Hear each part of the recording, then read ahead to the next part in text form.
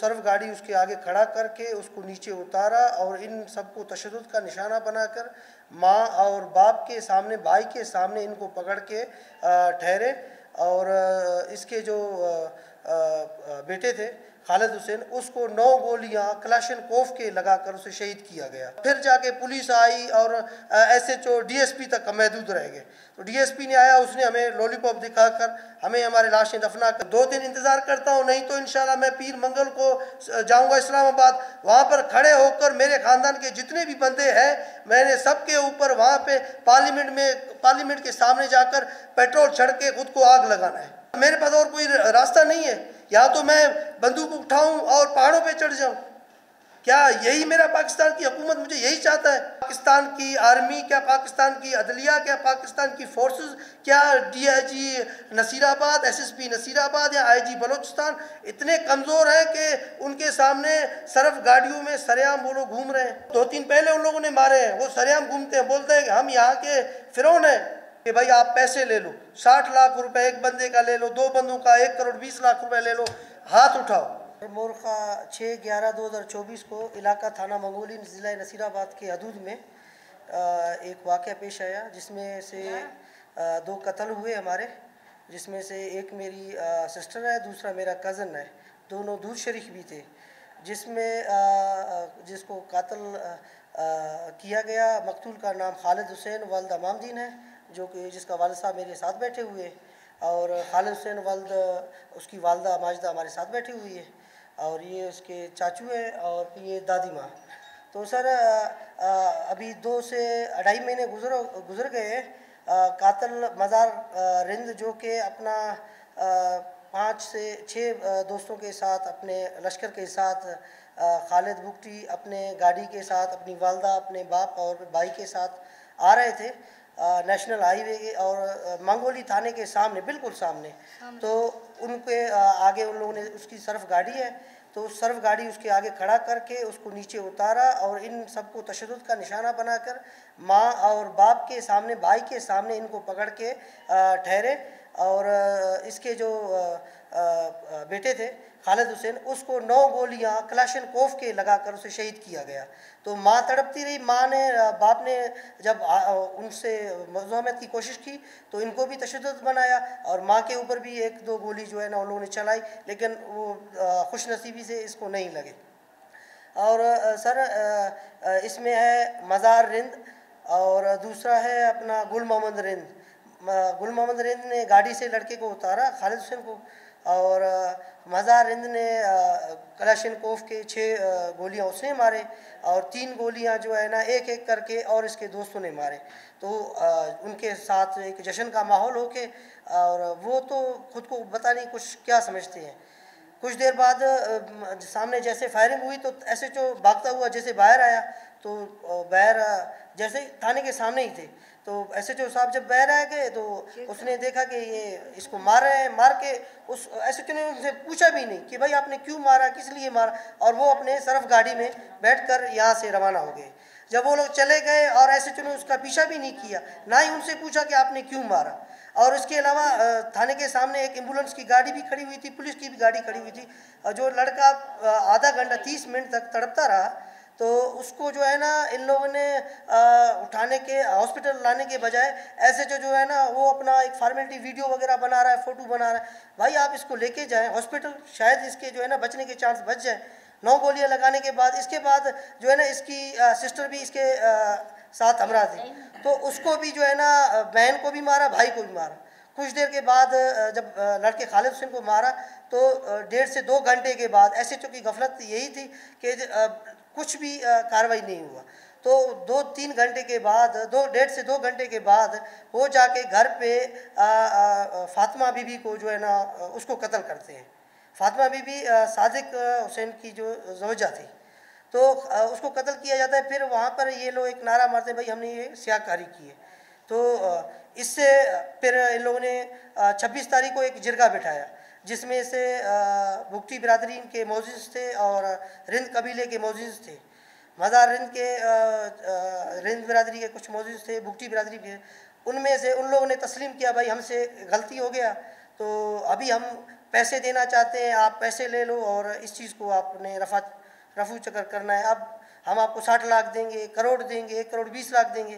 तो हमने अभी 2-2.5 महीने हो गए, हम अब इस मुलजमान के पीछे भाग कर हमने DG अपना वज़ीर आला बलूचिस्तान से लेकर वज़ीर आज़म से लेकर सबको दरख्वास्तें दी हैं। तो उनको जो है ना सियासी सपोर्ट है, जो मज़ार रिंद है उसको सियासी सपोर्ट्स हैं और वो सरेआम घूम रहा है। अभी भी वो जिस तरफ से उसने कत्ल किया है, अभी भी वो कलाशनकोव से वही सरेआम घूम रहा है। और उसका जो है ना कारोबार चर्च, मंशियात और ये डीजल जो है ना इसका बड़ा इसका कारोबार है। तो वो मेरे ख्याल से वहाँ पे जो थाने वाले हैं, जो कानूनी कार्रवाई वाले लोग हैं, तो वो कुछ भी नहीं कर रहे। हमने 2-2.5 महीने दरख्वास्तें दिए, थानों के चक्कर काट के नसीराबाद प्रेस कॉन्फ्रेंस में गए, कोयटा में आए 8 से 10 मरतबा। अभी 3 महीने हो गए, हम भाग कर थक गए हैं, हमारा कोई भी दाद रसाई नहीं हो रहा। अभी हम यहाँ पर आए कोयटा में ताकि यहाँ पर जो है ना हमारी आवाज़ कोयटा प्रेस क्लब से आप साफ़ी दोस्त जो है ना इस चीज़ को उछालें और इसको जो है ना इन जालिमों को जहन्नम वासिल कराएं और इनको सज़ा कानून के कटहरे तक हमारा साथ दें। ये आप लोगों की बड़ी मेहरबानी होगी। और हम रिक्वेस्ट करते हैं हाथ बांधकर जो है ना IG बलूचिस्तान से भी और वज़ीर आला बलूचिस्तान तो हमारा भुगती है, वो भी हमारा नहीं सुन रहा।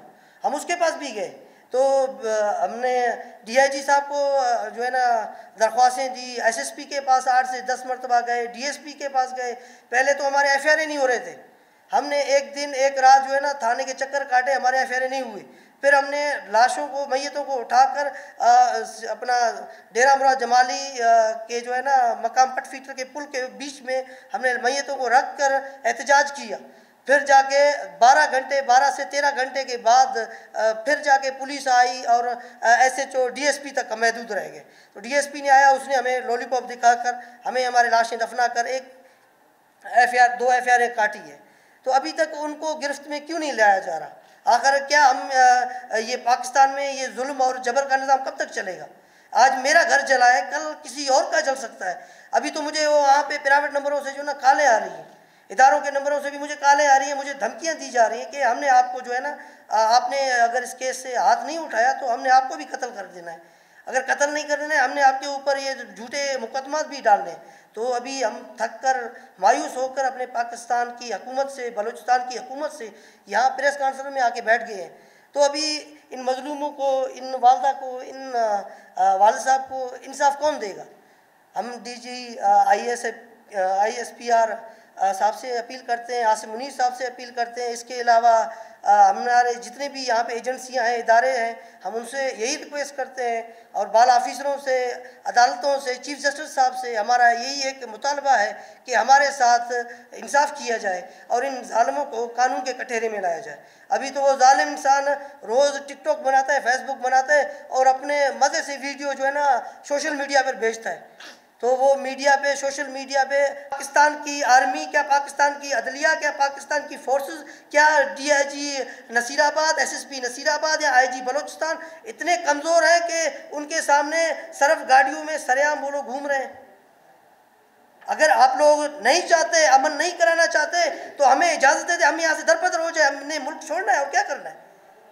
हम यहाँ से थक गए, हम भाग के हमने एक एक कर्नल के पास गए, एक एक जनरल के पास गए, एक एक SSP के पास, DIG के पास, SSP के पास गए, अपना वज़ीर आला उसका दरवाज़ा खटखटा है। तो हमारे आगे पीछे कोई भी दाद रसाई नहीं हो रहा। क्या हैज़ा पाकिस्तानी, मैं हुकूमत पाकिस्तान से ये मुतालबा करता हूँ कि मेरा कानूनी राइट है, मेरा ये हक बनता है कि मैं आपसे सवाल करूँ, मैं आप लोगों से पूछूं कि मेरे क्यों ये दो बेगुनाह क्यों मारे गए। अगर मारे गए तो ठीक है, आप लोग उनको बुलाएं, कानून के कटहरे में उनको लाके खड़ा कर दें।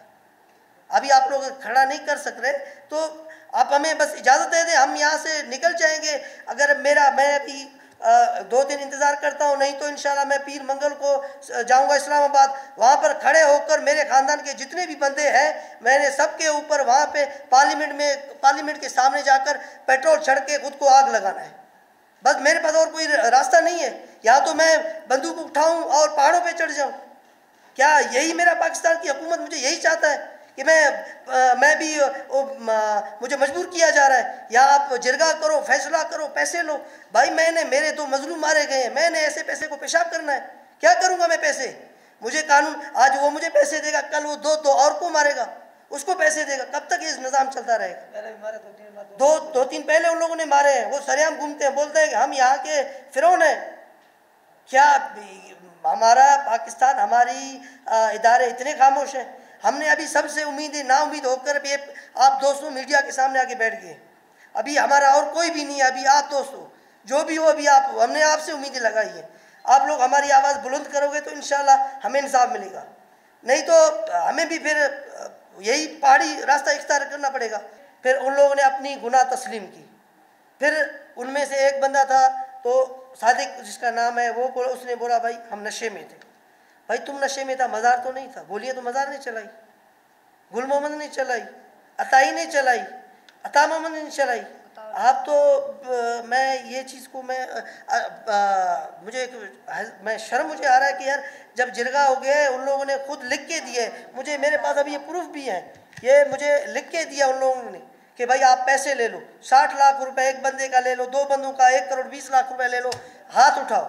जब मैंने वहाँ से उठ के मैं चला गया, मैंने बोला भाई मुझे इंसाफ चाहिए, आज मैं ये 1 करोड़ 20 लाख लूँगा, 2 करोड़ लूँगा, कल ये 2 लोगों को और मारेंगे, 4 को और मारेंगे। कब तक ये सिलसिला चलता रहेगा? मुझे पैसे नहीं चाहिए, मुझे कानून से इंसाफ चाहिए।